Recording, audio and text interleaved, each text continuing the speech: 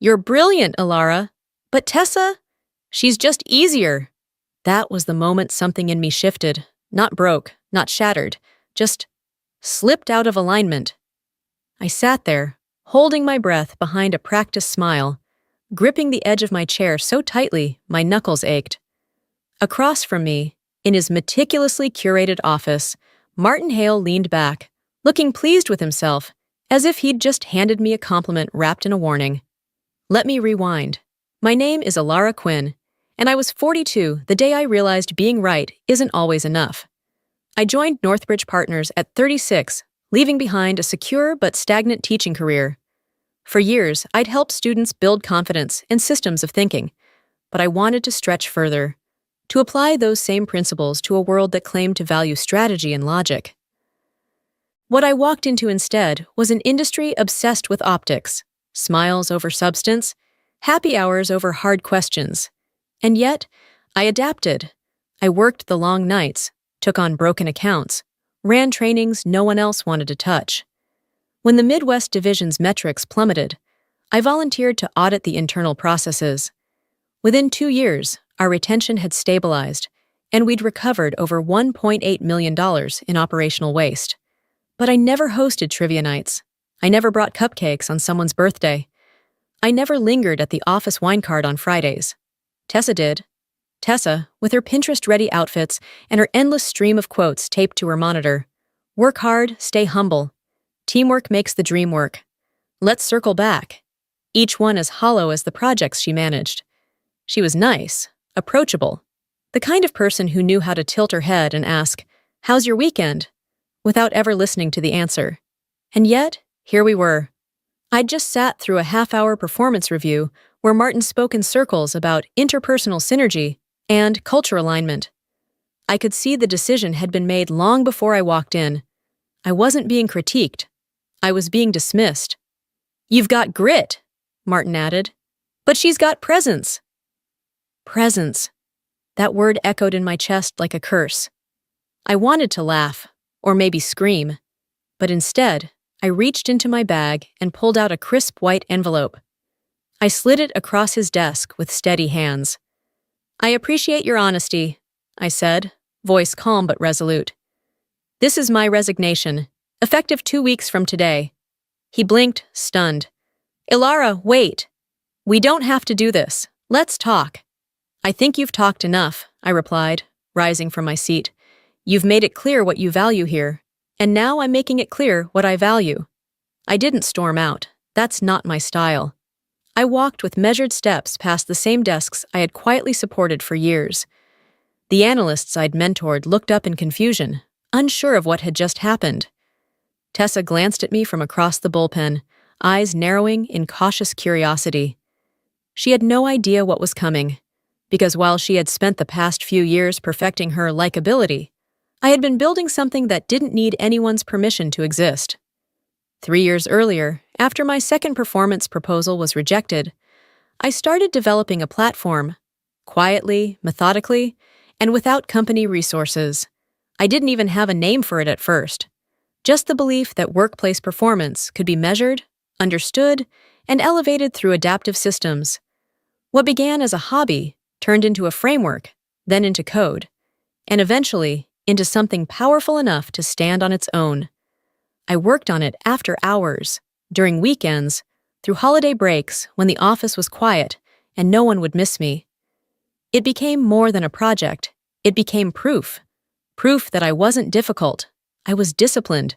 That I wasn't cold. I was clear. That I wasn't too much. I was more than they could handle. By the time Martin chose Tessa, I had already filed the paperwork for my LLC, tested my beta version in a small consultancy, and signed my first paying client. He thought I was walking away with hurt feelings. He had no idea I was walking towards something far bigger. The funny thing about walking away is how quiet it feels. No explosions, no slammed doors, just a shift, a tiny recalibration of gravity where you stop orbiting someone else's approval and start standing in your own center. When I stepped out of Martin's office, the floor was unusually silent. A few heads turned. A few voices dropped. I didn't make a scene. I didn't need to. Tessa, no doubt, was already envisioning where she'd hang her motivational quote poster above my desk. Back at my cubicle, I moved with purpose. I wasn't packing up just yet. I still had 2 weeks. 2 weeks of polite theater. 2 weeks of finishing projects like I always had, with precision and integrity.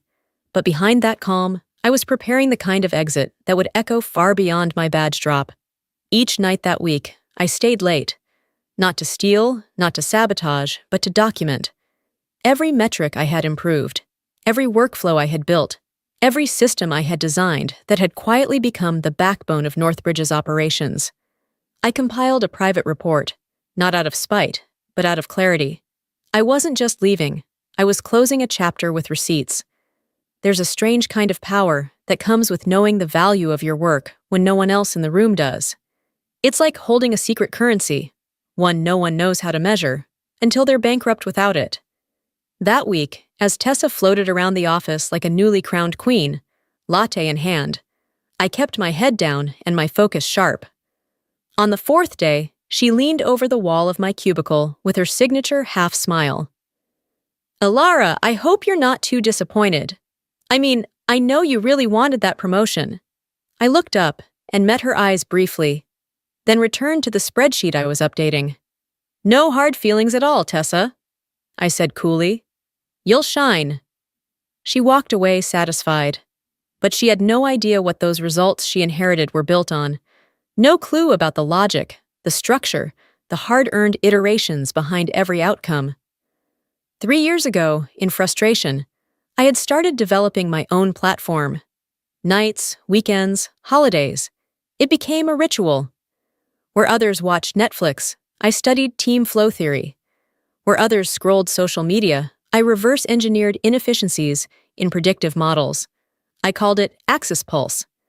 At first, it was just an idea, but ideas have gravity, and this one pulled me into a vortex of purpose I hadn't felt in years. I had pitched it to Martin 3 times. 3 proposals, each one backed by data, case studies, implementation strategy. And every time, he'd smile, nod, and say, "It's a strong concept, Alara, but let's focus on interpersonal chemistry this quarter." Interpersonal chemistry. As if performance could be boiled down to potlucks and birthday cards. Last week, Axis Pulse received full patent approval. I had incorporated my own firm, Quinn Strategies, 6 months earlier, and onboarded 3 small clients for live beta testing. Feedback was unanimous. It worked. More importantly, it changed how teams functioned, communicated, and performed. And tucked inside the envelope I handed Martin that day, a second document, 6 pages long, outlining everything. The framework, the data, the licensing model. He didn't read it that moment, but when he did, I knew it would hit like a brick to the chest. I wasn't bluffing. I had already built the next thing. They just hadn't noticed. And that's when I realized they never would. A week later, I sat across from Jared Lynn, CEO of Stratwell Dynamics, in a quiet cafe near the lake. Jared was sharp, not just intelligent, but attuned. He listened more than he spoke.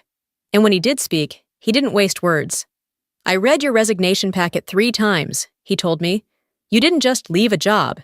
You stepped out of a system that didn't deserve you." He was right. "I'm not offering a title," he continued.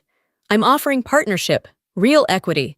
You'll head systems innovation, lead your own team, and Axis Pulse will be integrated firm-wide. We've been waiting for someone like you." I studied him, cautious, but everything in my gut said, this is the place. Not because it was shiny or prestigious, but because it was aligned with how I worked, how I thought, and what I knew I could build. He slid a contract across the table. I signed it with the same pen I used to write my resignation letter. In one gesture, I ended a chapter of erasure and opened one of full authorship. It started with a buzz on my phone 3 months later during a strategy workshop at Stratwell HQ. Check the news, read the message from Tariq, a former colleague from Northbridge, and one of the last remaining sharp minds still there. Something big just dropped. I stepped out of the glass-walled conference room, still holding my notes, and pulled up the Chicago Business Ledger. The headline hit me like a gust of cold wind. Northbridge Partners loses 30% of clients following Q2 systems breakdown. I blinked once, twice, then slowly began reading the article. The report was merciless: missed deadlines, bloated budgets, entire workflows collapsing mid-project. 3 of their biggest clients, accounts I had personally managed and stabilized, had pulled out in under 6 weeks. Executives quoted anonymously spoke of fractured internal architecture, unclear accountability, and shockingly undocumented operational logic. Undocumented. Of course it was undocumented, because it was mine. The same logic, structure, and real-world efficiencies I had created were now gone. No one knew how it worked because no one had cared to ask. Or worse, they believed the systems could run themselves, like they thought I was just replaceable. Tariq's second message popped up on screen. Tessa's having a full-blown meltdown in the break room. I think she just realized charm doesn't debug a system. I let out a quiet breath. Not a laugh, not even satisfaction. Just quiet confirmation that what I had carried alone for so long wasn't just real. It had held the whole damn company together. At Stratwell, things couldn't have been more different.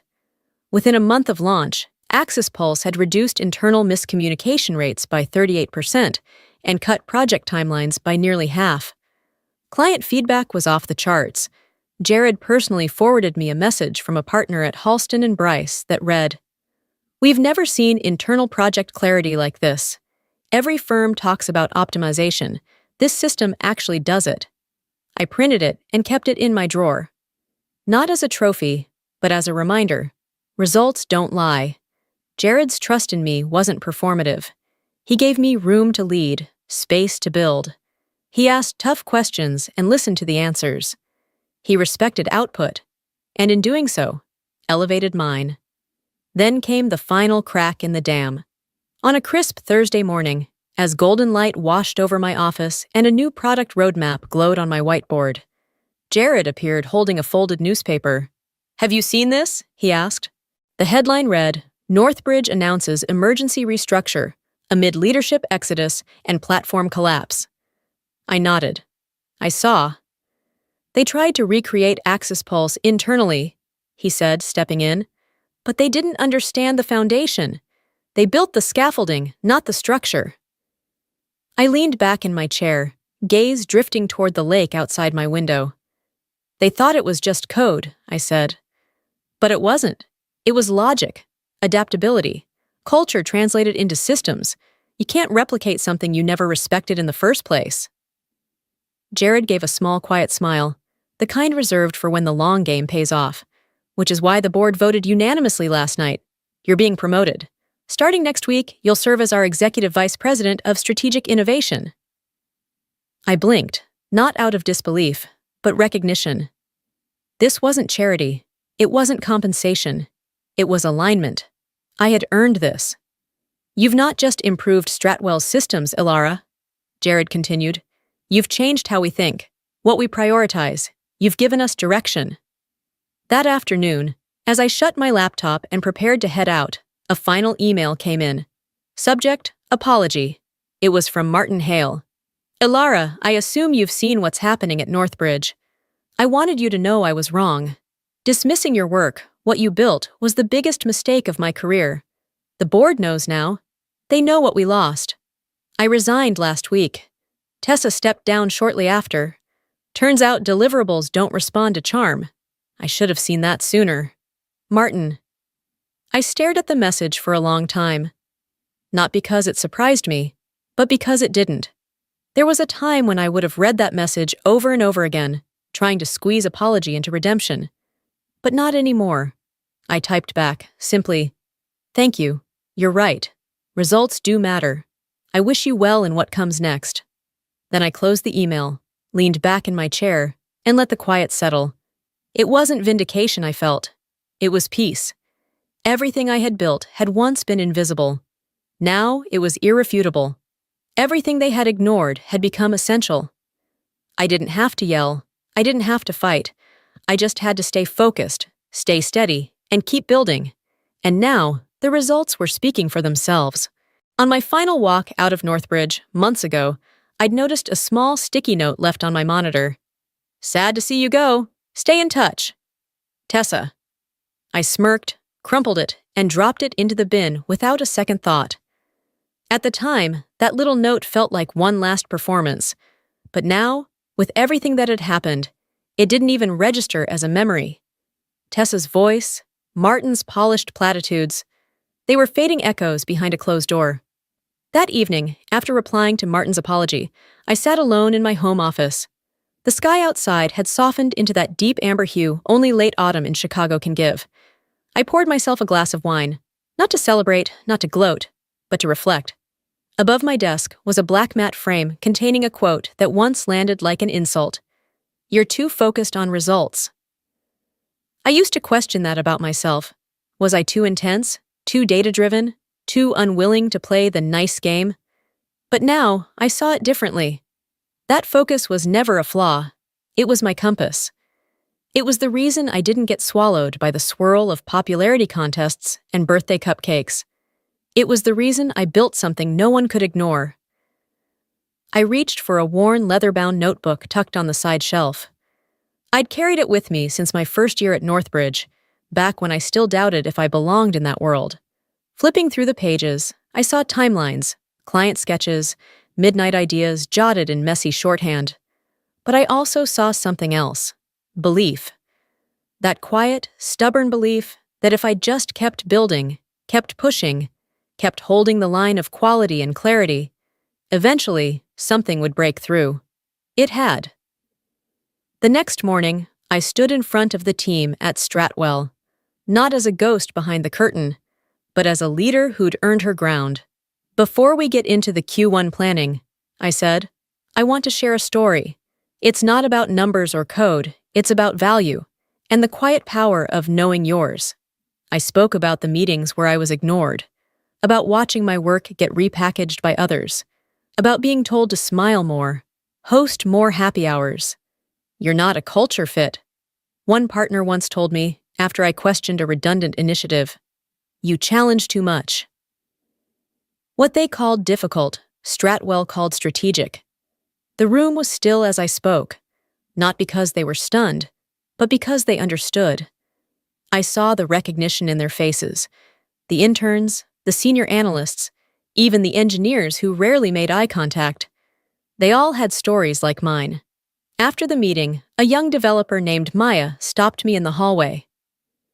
"I just wanted to say," she said, eyes a little glossy, "I thought I was the only one who felt that way, like I had to choose between being competent and being liked."